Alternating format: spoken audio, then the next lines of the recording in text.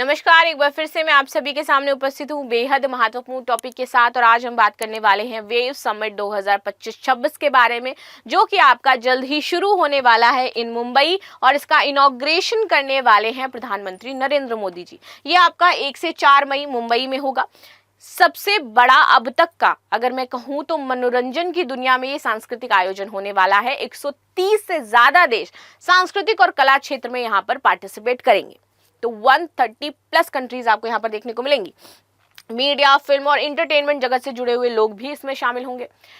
इस आयोजन का एक बड़ा आकर्षण इस बार जो रहा है वो है आपका एआई और वर्चुअल आधार पर बनी रामायण का प्रदर्शन। इसे सिंगापुर की एक कंपनी ने तैयार किया है। इस रामायण में कलाकार वर्चुअल होंगे और इसमें अगर कलाकार आपके पास से गुजरेंगे तो ऑगमेंटेड रियलिटी से बने इस कार्यक्रम में आकर अगर आप पैर छू करके उनका आशीर्वाद लेते हैं तो आपके सिर पर वो हाथ फेरने का एहसास भी आपको पता चलेगा। तो इस तरीके से यहाँ पर एआई के द्वारा एक रामायण का भी जो चीजें हैं वो चलने वाली हैं। सूत्रों के मुताबिक पीएम मोदी सुबह से लेकर के रात 9 बजे तक इसका आयोजन करेंगे और इसी दौरान ये मुंबई में 2 परियोजनाएं जो इंपॉर्टेंट है उसका भी उद्घाटन करेंगे, जिसमें आपकी नागपुर मुंबई को जोड़ने वाली एक समृद्धि महामार्ग है और अंतिम चरण का उद्घाटन उसके करेंगे। और इगतपुरी से आपकी मुंबई को जो जोड़ता है, पीएम मोदी इस दिन मुंबई मेट्रो से जुड़े जो कार्यक्रम है उसमें भी हिस्सा लेंगे, क्योंकि उस दिन आपका महाराष्ट्र दिवस भी होगा। आगे आ जाते हैं, जाने माने कलाकार इसमें परफॉर्म करने वाले हैं। 4 दिनों तक ये सम्मेलन चलेगा। रोज सांस्कृतिक कार्यक्रमों का आयोजन होगा।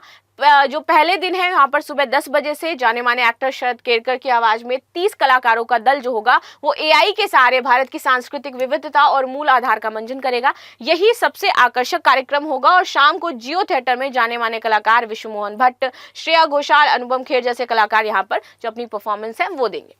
वेव्स 2025 इतना खास क्यों हो जाता है, तो चलिए इसके बारे में समझते हैं। भारत में सृजन की चुनौतियां, इसके बारे में बात की जाएगी यहाँ पर।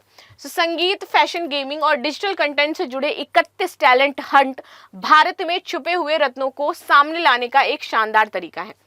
यहाँ पर शास्त्रीय संगीतकारों के लिए वाउस्ताद, make the world wear, khadi से लेकर के खासतौर पर उत्साहित और पारंपरिक जो वैश्विक फैशन रुझाने हैं उनके साथ इनको जोड़ा जाएगा, ऐसा पीएम मोदी की भाषा में लिखा हुआ है। वेब्स बाजार क्रिएटर्स को वैश्विक खरीदे और निवेशकों से जोड़ने के लिए एक डिजिटल मार्केट प्लेस यहाँ पर उपलब्ध करवाया जाएगा, जिससे हमें लंबे समय से जरूरत थी और ये डिजिटल इंडिया और आत्मनिर्भर भारत आंदोलनों के अनुरूप होगा। ओटीटी वेब्स प्लेटफॉर्म ये स्वतंत्र फिल्म निर्माताओं और कहानीकारों के लिए एक बड़ा बदलाव साबित हो सकता है। आईपी अधिकारों को वितरित करने, यहाँ पर उनका पैसा कमा रहे उन्हें बनाए रखने के लिए जगह बहुत ही ज्यादा सही होगी। Indian institute of creative technology 400 crore रुपए के आवंटन के साथ मुंबई में ये संस्था एमएनई अनुसंधान और प्रतिभा विकास के लिए समर्पित अपनी तरीके का पहला संस्थान होगा। और अगर हम वैश्विक नेतृत्व के बारे में गंभीरता से ले तो ये हमारा बुनियादी ढांचा जो है बहुत ही ज्यादा आवश्यक है। भारत वैश्विक मंच पर आ गया है। वेव्स 2025 में 130 से ज्यादा देशों के प्रतिनिधियों को शामिल होने की उम्मीद है, जो कि अविश्वसनीय है। ये स्पष्ट संदेश देता है कि भारत अब वैश्विक मनोरंजन वार्तालाप के किनारे पर नहीं बल्कि इसका नेतृत्व कर रहा है। प्राचीन सांस्कृतिक भूमि के रूप में ही नहीं बल्कि भविष्य की रचनात्मक शक्ति के रूप में भी भारत अब देखा जा रहा है। ये बदलाव रोमांचक, सशक्त और लंबे समय से अपेक्षित थे। वेव्स 2025 सिर्फ फिल्मों, संगीत और डिजिटल कंटेंट के बारे में नहीं है, बल्कि यह भारत अपनी शर्तों पर पूरी दुनिया में अपनी कहानी बनाने के लिए तैयार है। सो ये था वेव्स के बारे में। बाकी और क्या क्या इसमें चीजें होंगी, क्या निर्णय लिए जाएंगे, तो जब वेव सम्मेलन होगा उसके बारे में हम बात करेंगे। सो ये थी न्यूज जो हमने डिस्कस करी। मिलते हैं नेक्स्ट क्लास में, तब तक के लिए धन्यवाद। लाइक, शेयर, सब्सक्राइब करना बिल्कुल भी ना भूलें and thank you so much.